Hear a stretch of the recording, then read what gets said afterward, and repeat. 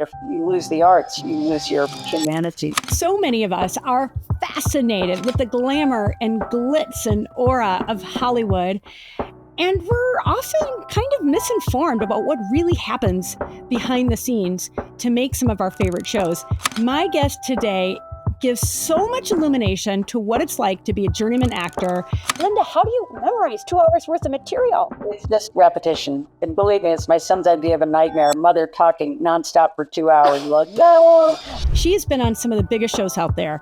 The Oath, Hacks, The Office, Happy Days, Bold and the Beautiful. She's got this incredible biography of stage performances on Broadway, off Broadway, you name it, on the silver screen, on streaming. This is such an interesting story because it goes not only behind the scenes in Hollywood, we go to some really interesting places. Unexpected for sure, and honestly, in the end, kind of gross. And she would put it on her face.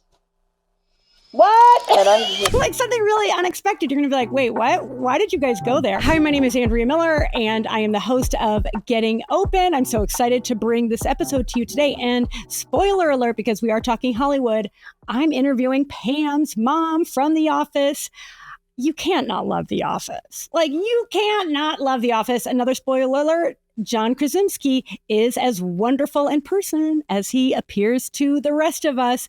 So before we get into it, take a quick second and in the comments, write down your favorite character in The Office. I'm going to keep it real. Mine is Pam's mom and Pam. Okay, Pam and her mom. All right, let's get into it.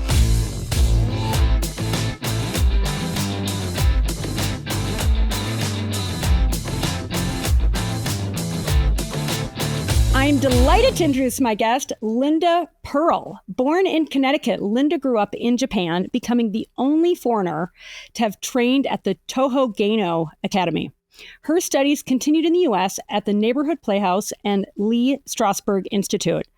Linda is a veteran of Broadway, off-Broadway, national and international regional theater, film, and over 45 made-for-TV movies. Recurring roles on TV include Hacks, Matlock, Happy Days, The Office, The Oath, Homeland, and The Bold and the Beautiful, and now recurring in After Forever on Amazon Prime. Linda also tours as a singer, and her fourth and latest album is entitled This Could Be the Start. She was co-founder of the Colorado Festival of World Theater and executive director from 2004 to 2008. She was founder of the California International Theater Festival and served as artistic director from 2008 to 2014. In 2022, along with her partner, Patrick Duffy, she founded Duffy's Dough. All net proceeds are given to food scarcity programs. And I think we'll touch on this in the interview because what you guys are doing is so cool.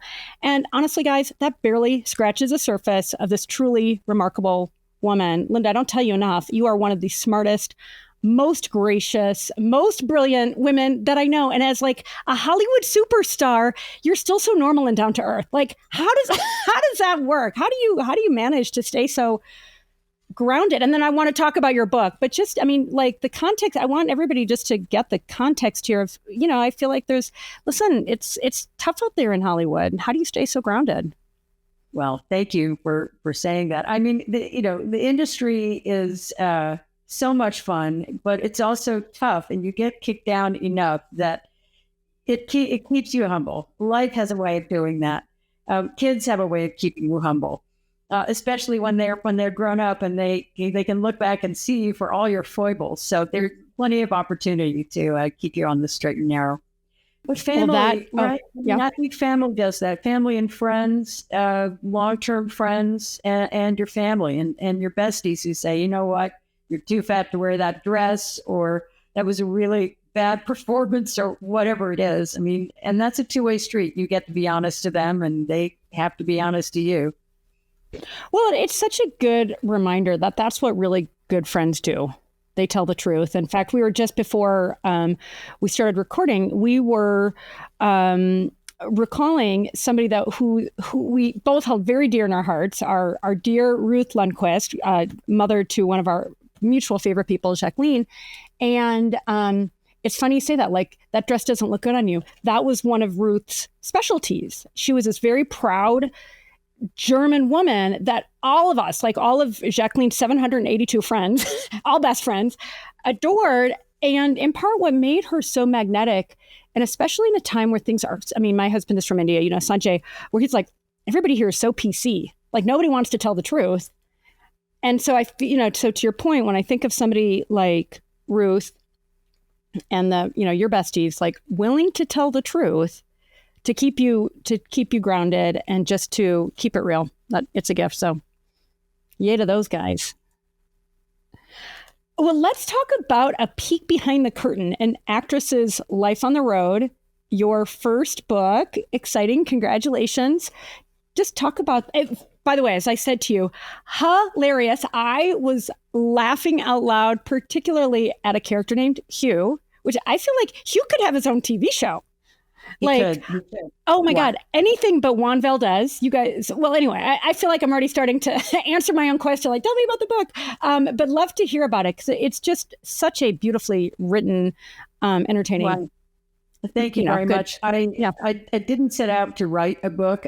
Patrick, my partner, Patrick Duffy, and I, both actors, and we've been given this.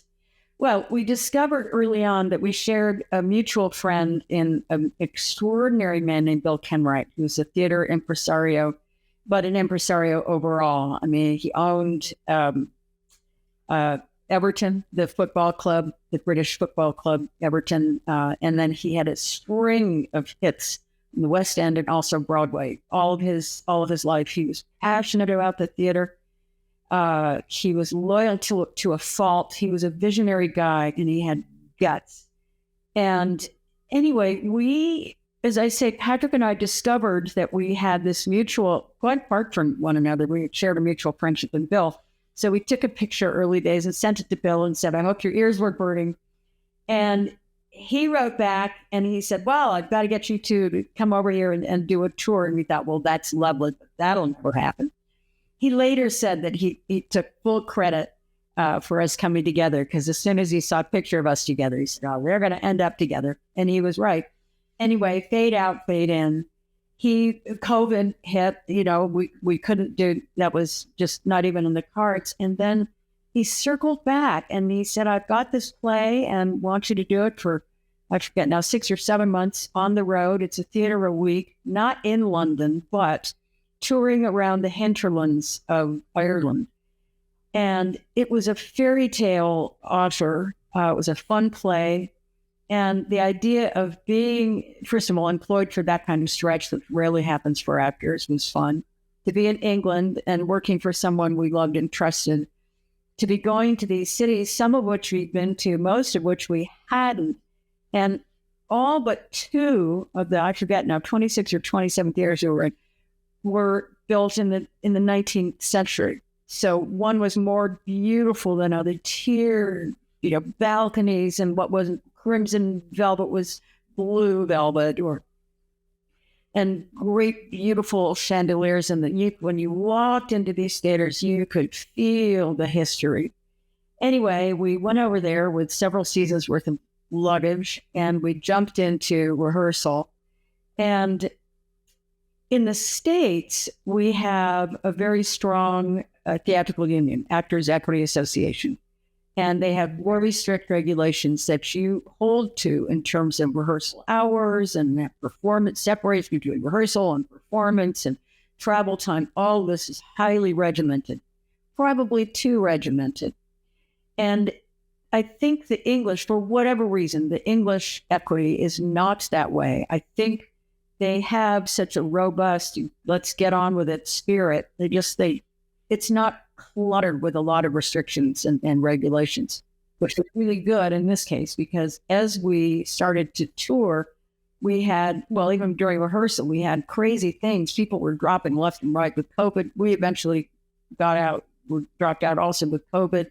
So now we're rehearsing sort of virtually in our kitchen with, our other star who had COVID also. He's in his kitchen in Scotland. We're in our kitchen in London. The rest, all the understudies are trying to figure out what the heck they're doing in the rehearsal space. It reminds me of that play called The Play That Goes Wrong. Uh-huh. You know that one? Very much. Like, yeah, absolutely. Just a slapstick, totally improbable, series of misadventures, an misbegotten knife, and what was it, a spider That's trying to fine. trying to distract you from your lines, and unbeknownst to Patrick, I think it was on his shoulder. Just, I mean, it was hilarious, but it was also illuminating. And you even say, in regard to Blackpool, and I can't remember exactly where Blackpool was, somewhere over there in Great Britain. The glamour. Oh, sure. It sounded like that. There are bits of it that were not glamorous. It was a fairy tale, but it wasn't necessarily glamorous, although there were some, there were fun moments. But we were hit with missing actors and a missing set and hurricanes and, as I say, COVID dropouts. But the show went on, and we would, one way or another, even if we impromptu had to do a different show because the actors in the set hadn't shown up. Patrick and I did a different play that night. So that we would get back to our little lodging. We rented little Airbnbs around the country as we went, one a week. And we'd come back and we sit down and just think, my God, did that actually happen? Did we really live through XYZ? So I just started writing it down as a journal, as I say, with no intention of ever publishing it. But now with the passage of time since then, and our darling, wonderful producer, Bill Kenwright, passed away, I just thought, I want to memorialize it. And look, it's not as though any publisher came and said, Linda, darling, we're longing to publish your book. It's self-published on Amazon, which is kind of fun that you could do it. But also, I can't explain it, but there's something about being this stage of life. I just turned 70. So, I really am at that, if not now, when period. And I just I'm just going to put it out there for the 4 or 5 people who were going to read it. And the first day of sales went to Actors Equity Foundation. So, it's an opportunity to give back a teeny weeny bit, but also for those people who might be curious about what does happen on the road. How do you live on the road? What happens when there are these challenges, and how do you get through them? I thought, there it is. It's in whatever. It's a small book. It's in 100 and some odd pages, 30 pages, and it's a quick read. And it was fun to do. It was fun to write, and so it is a peek behind the curtain. Mm-hmm. Well, and it's interesting, this Byzantine network of people in logistics, and the praise that you rightfully give to everybody in the cast and crew, and being so adaptable. I mean, reminded me at times of like a sports team. It's like, okay, now we got to pivot. Okay, we have to pivot again. Oh, we're going to do a different show. And so there was so much in there that was illuminating for someone like me that doesn't know this industry at all, to show both the challenges of it, and then the graciousness and the humanity of it. And, I feel like it really, and then it was just fun to read because there were so many funny moments and funny characters. We had, well, that's the theater though. That is, any community has there are eccentricities, and the theater is no exception. And also, as American actors, to be working with British and Scottish actors was a real treat. The commonality is extraordinary. Slightly different here and there, but at its core, it's the same. And also, once the curtain goes up and the show has begun, that's it. You and your playmates. It's do or die together.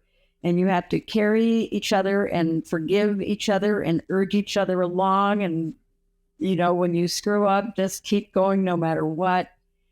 And so I found at the end of the day, it really was and continues to be a series of life lessons in it. And it has a lot to do with resilience and to sort of be like water and just keep going. That was a big lesson for me, is that there was, especially when we thought, well, there's no way we can do this show tonight. In fact, there was always a way forward, always. Sometimes in big leaps, sometimes in teeny weeny steps, but there it was. If you stuck to it, there was a way forward. Well, I wanted to ask about your co-star in all of this, your heartthrob, your honey, the one and only Patrick Dussey. I mean, to me, when I think about that experience and what you're describing, being able to be resilient like that, it really requires at least one person, often, and like, okay, we don't have a cast, we don't have props, let's do a whole different show. To have somebody like that you're so simpatico with and trust really seems like the key. In fact, one of my colleagues just sent to me something from Simon Sinek, and it might feel like a little tangent, but I promise it's coming full circle. He does work with the Navy SEALs, and he was asking, like, who gets on SEAL Team 6? I guess that's like the most elite of the elite. And he goes and creates this graph of people who can perform, right? That's on the, it's not the y-axis, like up and down, vertical. And then on the x-axis, it's the horizontal one, it's trust. And everybody would love performance and trust in the upper right hand, right? That's the best place. Nobody wants low trust and low performance, like, but then the second best is high trust or higher trust and less performance. Because with that trust, it's like anything is possible. And I loved how he graphed that out. And it reminds me, Linda, of what you're talking about. Like you said, like, yeah, there's a way to do it, but I would say probably only and in a way that's even worth doing if it's fun. Like, it's not worth doing it, I don't think, if you're stressed out and crying. For sure. Yeah. And sometimes you have to manufacture the fun. I mean, it's not always just keeping it real. Yeah. I mean, it's a choice, right? You change the character, you change your inner character, you change the energy. I think those things are equal, and you're called on to do that when you're sick as a dog and you have to do the show. Well, it reminds me of my Enron days, and we worked like genuine dogs, 20 hours a day. And I remember walking out of the office often at 2 or 3 in the morning, and Jim Rao, like a good old boy from Texas, would always be there, and he'd shout, "Miller, working half days again." And and then there were times when a colleague had to stay up late to, go through documents. And I remember one in particular, my friend Sarah, I was done with my work at midnight or whatever, but I sat with her till in that freaking lawyer's boardroom till probably 3 in the morning. Right. Because it's like, all right, if she's going to be there, I'm going to be there. And at the time, it maybe wasn't fun, but I feel like you look back at these times where you showed up and you really put yourself, in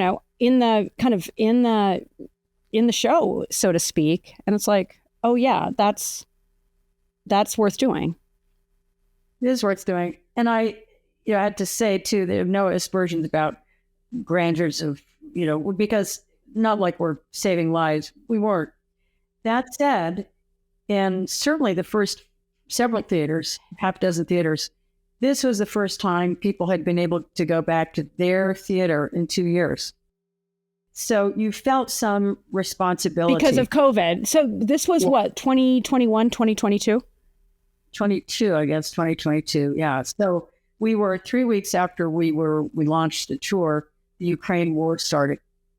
And within 10 days or so of that, petrol costs went up 40%, which meant that, for instance, they couldn't heat the theater. They just couldn't do it. And this was January, February, pretty darn cold. I mean, you could feel the Arctic blast coming through the wings, and I ended up wearing long underwear under my costume.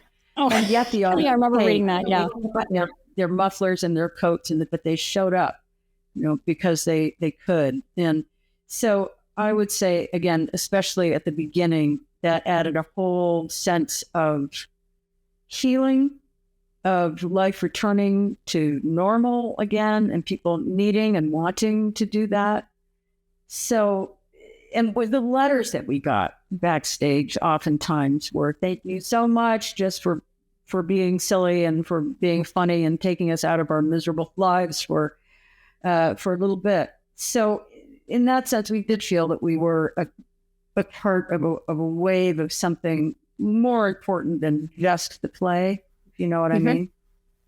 I do, and that sense of humanity, especially at that unique time in our history, where people have been so, disenfranchised, disconnected in all these different ways. So to say, hey, as professional actors, we're going to practice our craft.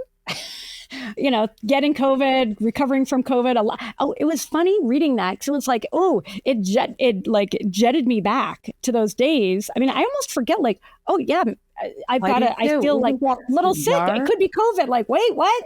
But that time, and you're talking about like smelling somebody's whiskey breath through your N95 mask. Remember when we were all wearing masks? I'm trying to forget. Yeah. But I do think, I mean, when I think about the value of live events, and whether it's singing jazz or going to a large concert, since you and I have the Colorado Springs connection, going to a place like Red Rocks, or seeing something live on stage, like, that's special. And, and I realize so many different speaker manufacturers and TV manufacturers, and, yay for Amazon and Apple for creating all these great shows that we can watch at home. A lot of the industry is trying to keep us home, on our devices. And yet the experience of going, in fact, I interviewed this biological anthropologist, Dr. Anna Mashin, who is amazing. She taught me something I never knew about.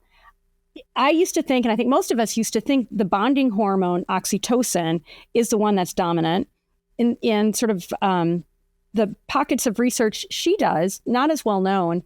There's something called beta endorphins that are released when people are connecting, when they're singing, when they're moving.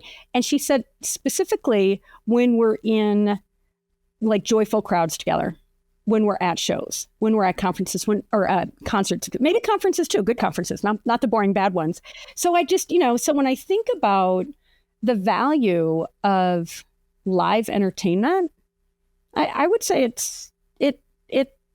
there's a lot there actually that you and your people are doing. Takeaway for COVID was, I realized coming out of COVID that I've gone to theater and performances, museums and galleries all my life.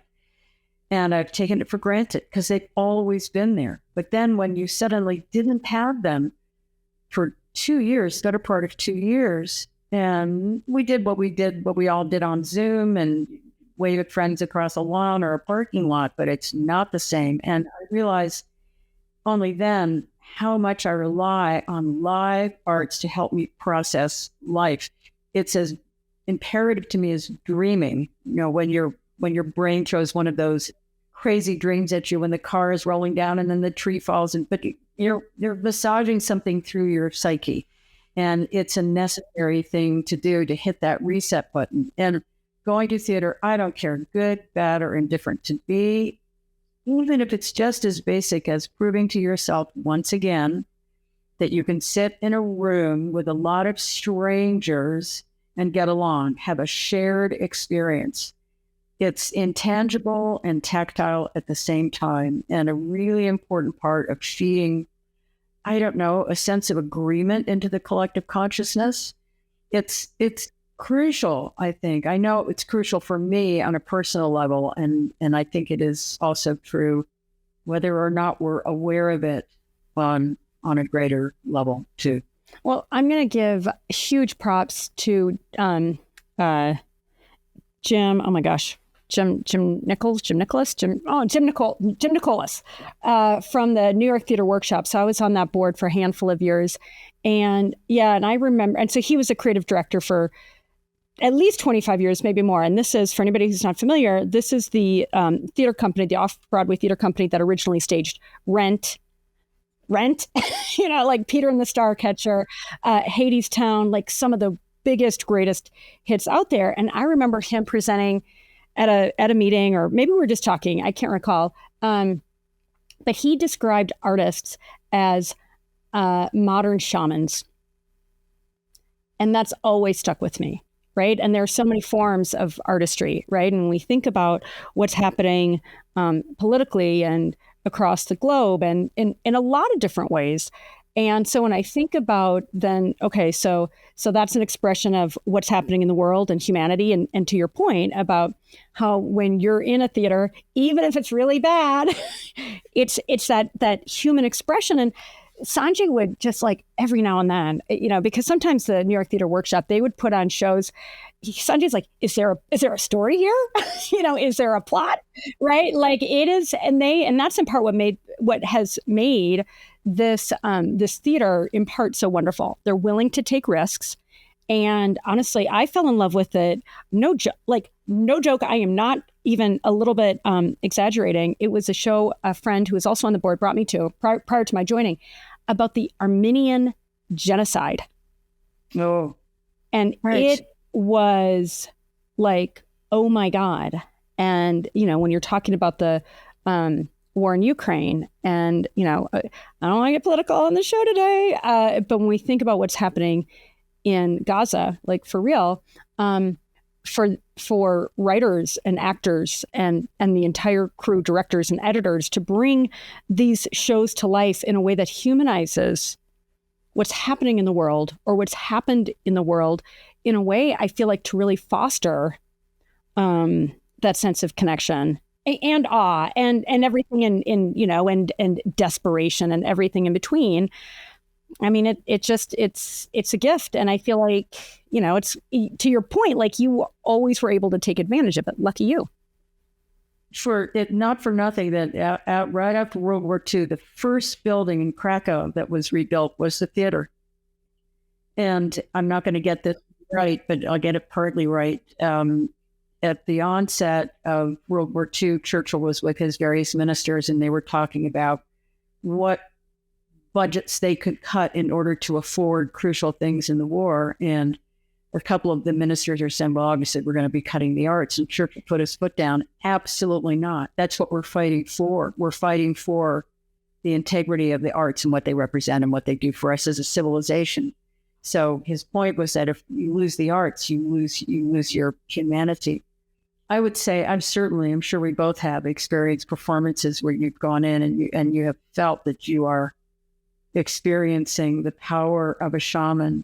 And I think the arts as a whole are also bellwethers. They're just slightly that freedom of thought, and they're just slightly ahead of the curve. I saw the other day in New York a one-man show called The Other. It's an autobiographical piece, wonderful actor who is Arab and Jewish. And he was a little boy when 9/11 happened. And so he had this, he was living in California and had a lovely life. And all of a sudden, because of the events of 9/11, people on his street were looking at him differently. They identified him as an Arab, someone that they were scared of. And he had never self-identified. He had identified as the kid on the block. So then he, moved into sort of socially into kind of an Arab community, but then the Jewish part of him was persecuted. So anyway, he walks through his growing up years trying to negotiate his inner two-state. He is the two-state solution. They're both real. They're him. He contains it. And I had never imagined what it would have been like for a young boy who presents as a Middle Eastern face anyway, what that was like to grow up during those years. And I came out of that so much more compassionate and curious. And it was like, oh, that's a life experience that's very valid, that's painful and has its own journey, but I felt educated by the experiences, I guess, what I'm trying to say. So I think theater serves many, many purposes. I mean, the play we were doing was Catch Me If You Can. It was a chestnut written in the 60s, having nothing to do with the famous movie and the modern Broadway play. But so it was a thriller. It was slightly tongue-in-cheek, and it moved like a house on fire. So it was a fun piece. We never got tired doing it. It was just a fun romp to do. And we going to different parts of England, too, we had different reactions. I would say that, up in the north, sort of the body parts or the raucous parts, they were there with you, right toe to toe. In Belfast, I forget what the line was, but there's some business that has to do with a gun, and there was a short phrase in there that we didn't know. Patrick and I certainly didn't know was a rallying cry for the IRA. And as soon as, I guess, my character said it, there was a holler that went out from the audience. And I thought, what, did someone have an accident in the audience? We did. Well, during the intermission, that person was bodily removed by the police officer. So there were little political rumblings. We only experienced that in Belfast, which was a city I loved. It's such an exciting city, so vibrant. But like any big city, it has some undercurrents it's dealing with. And then we got to go to the beautiful bucolic areas around Bath and Wales, where I couldn't understand what anybody was saying. And you're like, in English, please. Could you translate that? Well, let me just go back to, you were talking about a one-person play. I don't know if you remember that I saw you do Year of Magical Thinking in New York 10 years ago, maybe, whenever. No, it wasn't that long ago. It's before I moved here, maybe 7 or 8 years ago. And that experience gutted me. I mean, I was there by myself in this little tiny theater. I think I was actually right in the front row. And I would love for you just to give the quick overview for everybody, if you don't mind. And I would love for you to talk about what it was like for you to be in a one-person show. And I asked for that context because for people that aren't familiar with Joan Didion's famous book that then you reprised on stage in a one-person show, one-woman show, I mean, it was like one of the most compelling bits of theater I've seen. No, thank you so much. Felt. Well, as a writer, she had, one of our great writers, a great female writer and chronicler of modern life. And she had the extreme misfortune to lose not only her husband, but her daughter in the space of a year. And she did what writers do. She sat down to write about it, to help her. This is a presumption, but to help her heal and process. And how on earth did I get through this? And the book, Year of Magical Thinking, became a New York Times bestseller for a long time. And the very brilliant, somewhat controversial theater producer, Scott Rudin, called her up and said, "Joan, nice book. You got to write a play." And in the book, in that first book, she only dealt with, because her daughter hadn't died yet, just started, so she only dealt with the death of her husband. So Scott said, "And by the way, you got to add that little thing about your daughter dying too." It's like, yeah, well, I've lived it, I've survived it, I've written the book. No. He insisted, and he was onto something. And she finally acquiesced, and she said, "All right, I'll do it if you get me Vanessa Redgrave," who is a great actress, as we all know, but they had also been friends. And their daughters had been friends in Malibu. And if you get David Hare, who was a director and a playwright, because I've never written a play. So he made that happen. And the three of them set up, she wrote the play, she adapted the book, and it's an hour 35, 40-minute monologue of her telling the audience that she sets it up by saying, it's going to happen to you, or some version of this will happen to you, and you'll survive it. But this is what will happen, and this is how you can survive it. And then she goes without an ounce of sentiment. She takes her rapier wit, and with a scalpel, she goes back into those moments. What was that second that he died? What was that? And she's brutally honest with herself about where she failed and where she was strong and where the doctors were idiots and where her husband was an asshole. And she just kept chunking through life as real as it gets. And I felt, going into it, the backstory to my getting involved with that is that I had come to a point in my life where I really just wanted, be careful what you ask for, I wanted to do a piece of theater that was meaningful. Here you go. To chew on. And and then I write about that through those weeks or days or whatever. My mother was diagnosed with terminal cancer, and she had a choice if she wanted to do treatment. And she said, absolutely not. I've had a great life. She had 6 months to live. So my son had just gone off to college in Europe. So I got to come and be mother's. That was my move to Colorado to be mother's primary caregiver. But this was all very fresh, all very new, big adjustment in life. And well, hang on, those are really big adjustments. I mean, to have one son, not just go to college, but go to college in Europe, and then to have your own mother, my sense is you guys were really close, at the twilight stage in her life.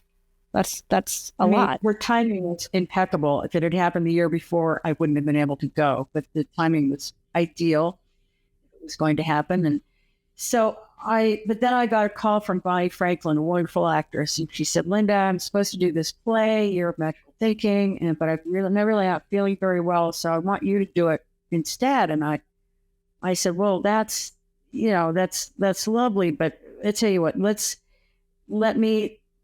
I'll start memorizing it. And then when it comes time to start rehearsals, if you're feeling better, you take the role. I'll be your backup, but I'm not going to do it until we absolutely. So we had agreed to that. And I guess then it was that my mother was diagnosed. And so that night I said to Mom, I can't possibly do the play. And she said, absolutely, you have to do it. I've got plenty of time. You do the play.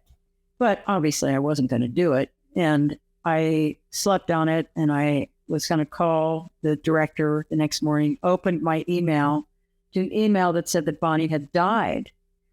She had a horrible cancer. She was gone in 3 weeks. Oh, I'm so sorry. That's terrible. So I then felt, with Mother's blessing that I would do it, that Bonnie had sort of given me this anyway, for a variety of reasons. I did do it. Because it's a one-woman show, much of the rehearsal was really just about me memorizing, shoveling 120 pages into not quite that many. Anyway, a lot of pages into my brain. So Mother's on her deathbed, and she's cueing me with the lines like, no, it doesn't say this, it says that. And she was very punctilious. The whole play about what a gift. Metabolizing grief. And it became the what's the fuel, the door, the entry point for our catalyst, maybe? Catalyst, there you go. For her to talk about deaths and me to understand her death. So the whole thing was very, very intertwined. And I did do the run, and then I got to come back, and actually Mother insisted that I do a performance in Colorado Springs as a benefit for a charity she cared profoundly about.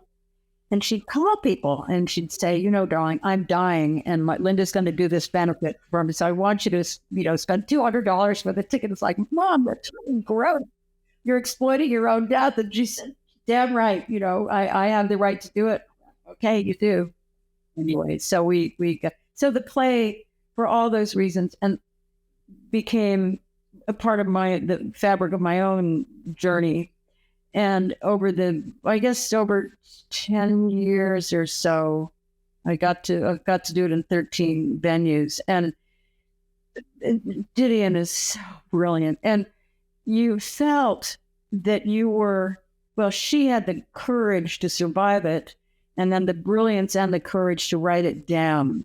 So then I just thought, really, my job is to get myself out of the way as much as possible. And since you've given us the download, I have the privilege of trying to pass that download along. And I remember at some point I was doing it in Kansas, which is a lovely state, but I don't know anybody in Kansas. And 3 weeks into the run, I thought, what am I doing in Kansas?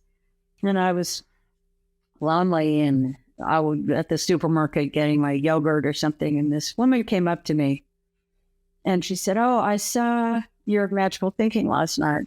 Yeah. And she said, my husband died 2 weeks ago, and I thought I was going crazy, and now I know I'm not. And I thought, well, that's why I'm in Kansas. Oh, God, you're going to make me cry. Or maybe anyone, again, especially at this stage, you want to be involved with something that's meaningful, that illuminates the human condition. And of course, Didion was masterful at that. If I can go on endlessly here, I last spring I got to do another one-woman show, and it was a 2-hour monologue, but it's an autobiographical memory play written by a woman who, when she was 8 years old, she came home to her perfect little village home, and her mother had a massive psychotic break. And Sharon, the writer and the as I say, autobiographical story, she survived that and went on to be a successful ad exec in New York. But when she was in her mid-60s, she had a moment to sit down and go, how the hell did I survive that? What was the collateral damage? Why was my father an alcoholic? Why was my brother a depressive? Why am I so angry? All those things. And so she wrote, again, a book about it called Crazy Mama. And then her husband said, that's nice, honey. Now you need to write it as a one-woman play. Anyway, where's Scott Rudin when we need him to, That's right. That's crack right. the whip? Yeah. So we got to do that. Yeah. Take that to off-Broadway next fall. Yay. Well, let me know. I want to come see it. I mean, it's so moving. And that's, honestly, it's one of the reasons I'm excited to do this show, appropriately named Getting Open, when I think about what people go through. And so often they're so busy going through it, and sometimes they'll reflect in their 60s, sometimes they'll reflect earlier or later. And it's like, how did I get through it? And that to me, that gift of Joan's book in particular, this woman's book, people that have the ability, the courage to sit down, and if you're a good writer, big bonus, to sit down and validate that really private, raw, real, even primal experience that everybody has, right? And then to have amazing actors who can memorize 2 hours worth of material. Linda, how do you memorize 2 hours worth of material? Isn't that do you wacky? have an invisible teleprompter in front of you? Tell the truth. No. No, it's here. I mean, it's just repetition. And believe me, it's my son's idea of a nightmare. Mother talking nonstop for 2 hours. Like, no, Lucia, sorry, not sorry, buddy. Yeah. That's what you get. I don't know. Well, of course, when the writing is good, it makes it so much easier because everything connects to everything. And when there's a purpose behind it, that fuels you emotionally. So those are two things. And after that, it's just, I go down to Mexico. We have a little house there, and I walk the beach. I record it, the words, and then I just walk the beach and I just shovel it in. It takes me a while. How long would it take? Like if somebody said, or even just the most recent one that you're working on now, how long would it take for you to memorize, nearly 2 hours worth of material? Sure. I mean, you're magical, I think, because I did it so many times. I think it's actually sort of like the Lord's Prayer. It's kind of it's there. It's locked in. I probably 6 weeks and I would have it back. But I think the other one, we just did a 3-week run. So I think 3 months and I'll get there. God, that's no joke, dude. Because it's not 8 hours a day, but it's probably 4 hours a day. But I could see that. I mean, I'm surprised and I'm not surprised, right? And then to be able to, you don't just want to blurt it out. Like, it's almost like it just needs to channel through you so that you're able to be emotional. I mean, I know for sure if I'm doing something, reciting something and I'm in my head, it's not a good performance. Like, it has to be embodied. And I would expect, like, you can memorize, but then to really embody it is a whole other level of commitment to the words. Well, let me ask you, what did doing a year of magical thinking, what did that teach you about grief and resilience? And especially coupled with having your mom work on the lines with you. Well, that you can survive it. That it will cost you. and that death is queer. You know, I mean, it presents as tragic. It presents as hysterically funny. It presents as something that didn't happen. There are levels of denial. So the psyche, you know, takes it in small bits so that you can very, very, very eventually metabolize. It's death is destabilizing. It's full of surprises.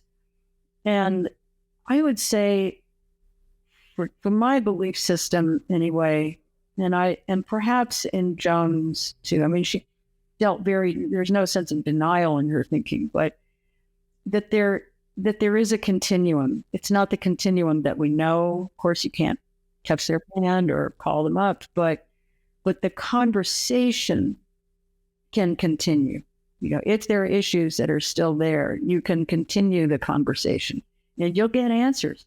I mean, she experienced that with, ultimately, it was something she recalled a conversation that she had had with her deceased husband, that she, in a kind of quantum moment, it was like, oh, he told me, he gave me this idea, and that, which had to do with just going with the flow, just being willing.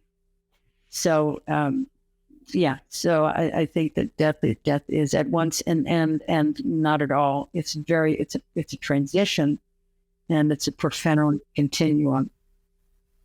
Well, I interviewed a death doula a couple of weeks ago, and so like a baby doula that helps deliver babies, this is a person that helps people in their twilight, really like hospice, like really toward the end, make the transition and then help their families.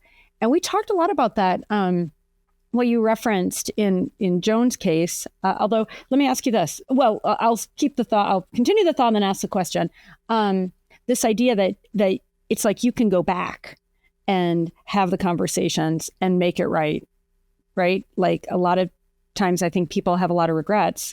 And I for one, believe wholeheartedly, and it's helpful to hear it from a doula who has worked with thousands of people, like, you know, that's her life, and understanding that there is this continuum between life and life after life. Have you heard from your parents? I mean, do you feel like you're connected with them since they've transitioned? Not every day. Okay. Mm-hmm. Not every day, but I'll share with you an experience that I had the other day, actually, kind of off topic, but anyway, here we go. So there is, speaking of shamans, there was a brilliant Irish scholar. His name was Manchán Magan. It's Manchan and then Magan. He's all over YouTube. That's like a good Hollywood name. I think if somebody doesn't have that in Hollywood, they should grab it. And he's written a lot of books, and he was a Gaelic scholar. He died at 55 just a couple of months ago. He was a Gaelic scholar, and he knew from an early age that life was connected to other realms. And as soon as he was able, in his early 20s, he got the lore from his elders. He got the language and the notions and the potions and the songs and the sayings and the wisdom and all of that. Off he went. And he lived in mud huts in the Himalayas, and he lived at the Cape People in Thailand, and he, traveled across deserts, and he spent a lot of time with all sorts of indigenous tribes in North and South America. So and what he found always in kind of a kinetic Joseph Campbell way were Gaelic words in Thailand, in Farsi, in Mongolian, and Siberian. He found Gaelic tunes sung in the hinterlands, of the Amazonian jungles. So he lived and he experienced a kind of profound connective tissue. And if you spent time with this guy and your mind was blown, he was a powerful force for joy. And he was passionate about the Gaelic language that is the oldest language on the planet, and it's filled with quantum physics in its idea. Here's an example. So the word for hole in a sourdough bread, I don't remember what the word is anyway, whatever that Gaelic word in Gaelic is for that hole, means a hole in a loaf of sourdough bread. It also means dark matter. right? So the word for veil in Gaelic means an actual veil, but it also means the veil between life and death. So, which is, et cetera. I mean, those ideas, go on and on. So that was what that knowledge is what drove him to get his word out about Gaelic and how important it is because it contains all this wisdom. Anyway, we had occasion to work with him a little bit, and not enough. But and 10 days before he died, I had an email communication with him, and he closed off by saying, "Thank you for being my supporter and guardian." And I thought, well, anybody that met this man was an immediate supporter. He just had that field of energy about him. But guardian, I thought, what the hell does that mean? I only met him a couple of times. I wasn't sure. Flatter myself to call him a friend, but he was really an acquaintance. I mean, he had very, very dear, close, wonderful, profound friends. What the hell is he calling me a guardian for? It sounds like a job, and I don't know what it is. Anyway, 4 days, I guess, 4 or 5 days after he died, I woke up in the middle of the night. ManCon was on my mind.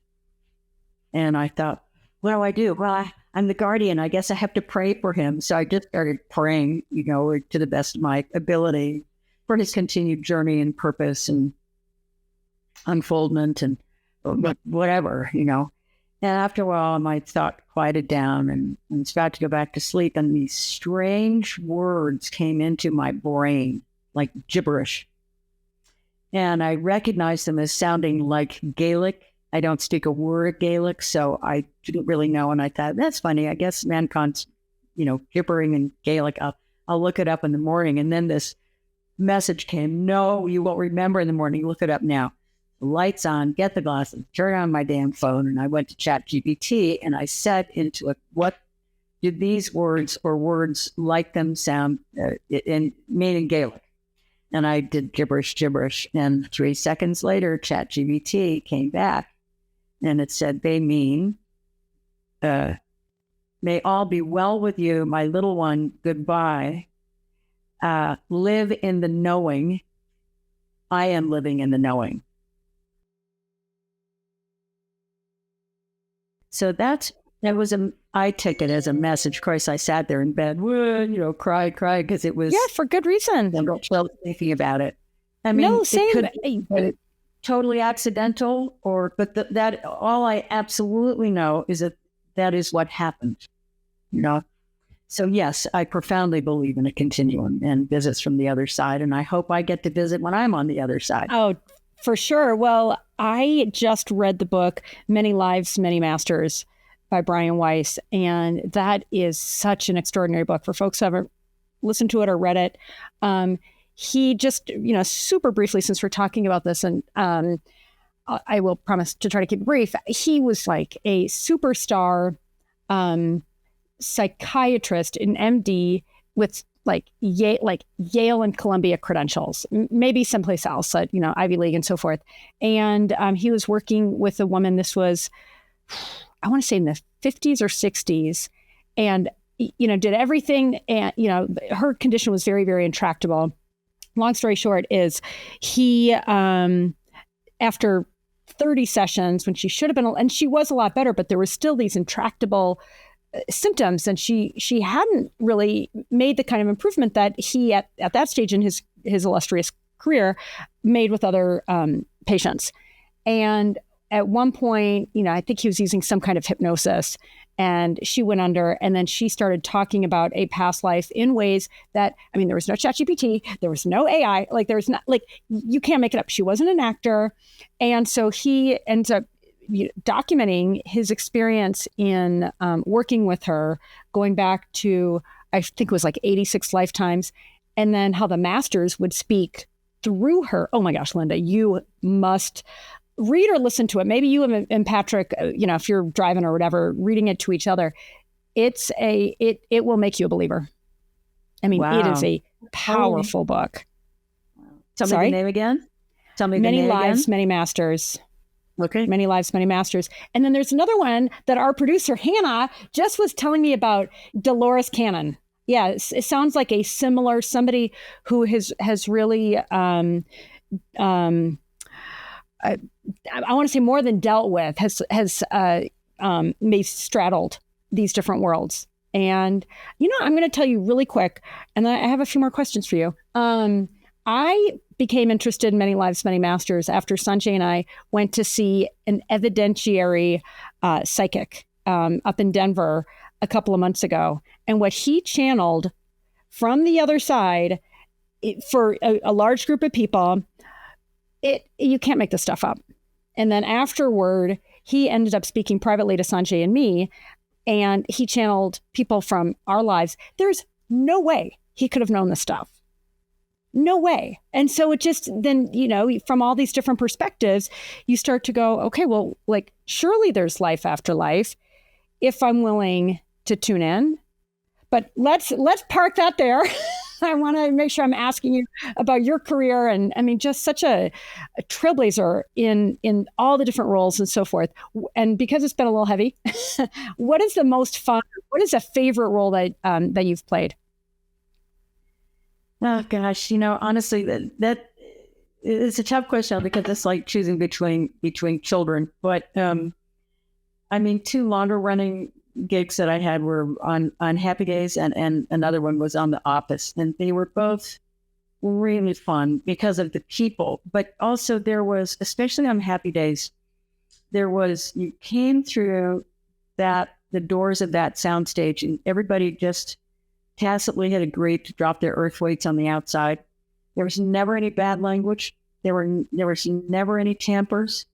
It was fun. And I think our director, the guy named Jerry Paris, rest his soul, I think she was brilliant. And I think he knew that unless we kind of kept that goofy innocence coming, or if we kept that goofy innocence going in person, then that would somehow translate onto the film itself. It seems like an energy thing, right? So for you Very guys much all so. to be Very much in so. character Yeah, before you even step on the stage will change the input changes the output, right? We were in character. That was different. It was just a sense of fun. There's a difference. We weren't sort of pretending to be, we were ourselves, but there was a playfulness about it. And on coming into The Office, of course, they'd been going for a long time when I first came on that set, and I thought, oh God, I'm going to be the odd man out and be hard to fit in. And they made it so that it wasn't at all. And I think Steve Carell had so much to do with that. He was such a leader and such a good guy, and just didn't take a second of it for granted. And they could at that point. They were wildly successful. They were going to go on for a couple of years, no matter what they did. And they brought it every day. Well, what a fun role to be Pam's mom. And my kids started watching it probably a couple years ago. So I was able to kind of like pick it back up, and oh my God, like what a dream come true to be in that cast. Like so fun and goofy. And then there was just these sweet, tender moments. And it's been fun to see, I think to a person, just about everybody or maybe everybody on that show do some really wonderful things. Just like really neat to see that springboard that show created for so many people. Yeah, incredible. I mean, God, I said to John at some point, it's clear that he was going someplace, and I said, so if Henry Fonda... And this is John Krasinski. Yeah. I said, if Henry Fonda and Harrison Ford had a child, it would be you. He's so talented. He's so adorable. Remarkably talented, and so what is he as adorable in real life? Tell the truth, Linda, because he just seems so adorable on. Oh, good. Yeah, see, everything. I was going to ask you, since you've worked with so many incredible people, is there somebody that really stands out, and maybe it's John, that their real life humanness matches who you want them to be, right? Because we've all heard these and had these experiences of our Hollywood heroes kind of being jerks. I'm not going to ask you who your jerks were. I mean, you can tell me if you want to, but I'm curious, who were the people that really delighted you or even surprised you? And you're like, God, that person is just awesome. Well, I would say 99.999%. Really, honestly, with the work that I've done, I've worked with one person who was very complicated. He's just complicated, incredibly talented, very, very smart, but came from a hugely damaged childhood. And so he would qualify as a jerk, but you have to forgive him. It was just hard going to work every day. But well, complicated is a generous, wise way, right? And I'm sorry to interrupt, but when I just think about like that Simon Sinek example that I used a few minutes ago, when they were talking about the high performers with low trust, he said, you know how people find those guys? And everybody on a team knows it. Who's the asshole? Right? Mm-hmm. And so when I think it's so easy to use that label, and we're all guilty of it. And I just want you giving us such a nice nugget to think of it less as who's the asshole than who's complicated. Yeah. That framing to me is useful. And my experience, I had one boss in particular that nobody liked. She and I got along great. Like she was like, I just showed up differently. I didn't label her. I didn't have those negative feelings toward her. And magically, not magically at all, because we're all mirrors of each other. I mean, listen, was she my favorite person? Not especially, but I didn't think she was a jerk. Like I thought she was fine and made it work. So, yeah. Anyway, I'm sorry, but go ahead. See, I didn't mean to interrupt. What was I blathering on about?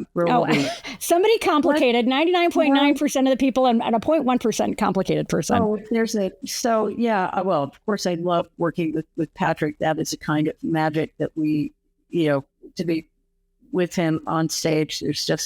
Because there's absolute trust, and he's so adorable and so damn good looking and so good. So that's just... Yeah, I want to come back and like heave praise on Patrick. So it's been fun getting to know him and how hilarious he is. And I ran into him once at the Safeway and it was just so funny. Like, oh my God, it's Patrick Duffy at the Safeway. Do you know where the whipped cream is? Like, so funny. But okay. So we'll come back to that because he deserves a lot of praise and he's so funny. But till then, you've got somebody that you want to talk about, I think. I think, I've had the chance to work with some a roster of really great actors and some of them my elders, people that I'd admired. So the first person when you asked the question that came to mind was Jimmy Garner. And what a guy, what a mensch. I mean, so we were doing a scene. This sort of sums him up for me in some ways. It was a Friday night. We'd had a long, sloggy week with, 14, 16-hour days. This was the last shot. It was nutty. It was cold. We moved locations. We got there, and the set it was the front of the White House, and the set had not been finished yet. It was an incomplete. The construction hadn't been finished yet. And we're like, whose planning was this? And we had to shoot it that night. So if it took us until dawn, we were going to be there all night. Jimmy at that stage had excruciatingly painful knees, really, really bad knees. It was just so standing around in the cold, was about the worst thing that could happen for him. And another actor would have got there and thrown a hissy fit and would have stomped off into their trailer. Now, Mr. Garner, he called for his chair. He called whatever the restaurant was around the corner. It got hot soups, and that man carried trays of hot soup around to the crew members. Here, son, take a cup of hot. And that got built in record time. And you see that and you go, that's how to negotiate that kind of situation. That's it. And then caring is a superpower. Caring is a superpower. Yep. And that's an act of caring, right? It just is. That just said that being in service, genuine service, and especially when you don't have to be, when you're in an elevated role, like that's awesome. Yeah. God bless that guy. That's right. He didn't have to do any of it, but he did. And then, working with him, so it if we were doing a scene, just the two of us. So I'm standing here next to this wonderful man, and we do the lines, and it was wonderful. And then the camera would be on him, and they would say action, and something happened. Something happened. This magic, this hot iron of talent poured out of him. He didn't change his posture. He didn't change his voice. Even his expression didn't. It was just an energy that was, and I would say cut, and he would go back to being wonderful Jimmy. And I would see this, and stupidly, I never had the courage, to say, what are you doing? But it was magic. It was star power. It was candle power. It was aura. It was how much he loved the work. It was, I don't know, and the camera picks it up. And if you were standing 10 feet away, you may not have, but standing that close to him, we were doing a close up or an over shoulder or something. Yeah, there it was. It was magic. It was pure talent. So that was really fun. Well, that whole business of God-given, right? That it's an energy, divine, and maybe divinely cultivated, whether it, I was trying to think of the coach. I was saying it on my show yesterday. Vince Lombardi, I'm pretty sure that Packers coach who talked about how leaders are made, not born. I'm pretty sure I'm getting it right. Packers fans, don't get mad at me if I'm getting it wrong. But they're, so this idea, either way, it doesn't matter, right? I don't think. I think even so in this case, that he had it, however he got it, and that you felt it is really cool. Let me ask you this about choosing the work you do. What is that process like for you typically? No like process. When somebody makes an offer. Yeah. Sorry? There's no process. Someone offers me a job, I'd say yes. That's my process. And then I read the script. But yeah. Oh, hilarious. I love it. Keeping it real. Well, one time I turned down a job. I cook my bacon with these producers forevermore. I'm sure they're wonderful people, but it was some very successful TV show of the day. And it was a well-written show, but this thing was, the woman is a woman of a certain age, and she takes great pride in her beauty. And the part of the storyline was that they wanted to know what her secret was, and she wouldn't tell, and she wouldn't tell. And in the story, sorry to say, what the secret very eventually came out, and it was that she would take her son's, and she would put it on her face. What? And I'm, What? yeah. I'm like, okay. Do the act. She would just ask her son, Yeah. "Oh, darling." Okay, got it. Walking, her teenage son. So I read interesting. this, and I wrote a letter to these producers. How dare you? I mean, in an age of all of it, and I thought this has gone too far. So that job I turned down. Well and good. I just licked the fuse and threw the grenade through the email at them. I was livid raising a son myself. It was unconscionable. It still is actually unconscionable. There are plenty of That's other a good little out stories. there. Yeah. Yeah, no, that's out there. So that's a job I turned down. Okay, that's one. Is there a writer, an actor, a director that's on your hey, if they ever gave me something, or that you'd really love to work with them? Oh, heavens. Most of them. I mean, Tarantino, Okay. Scorsese, sure. Yeah. Okay. I mean, that's a very long list of actors, writers, and directors. You bet. And when you think about it, because I just, back to what we were talking about with the scripts of Joan Didion and those kinds of plays, that it really is about the writing. The writing, and there are plenty of wonderful movies where the writing's not that great, but the actors are great, and the editing is great, and the directing is great. How much of it, and you touched on this, but and it maybe in this age of AI and writer strikes in LA, and not enough I don't think there's enough credit, honestly, given to really great writers. In fact, I had Greg Cope White on my show, who wrote this beautiful book called The Pink Marine, which is now, it was the inspiration for the new show on Netflix called Boots. And it is a wonderful show. We've watched the whole thing. I'm hoping that they renew it, about his life as a 19-year-old in the 70s, signing up to be a Marine when it was illegal to be gay in the military.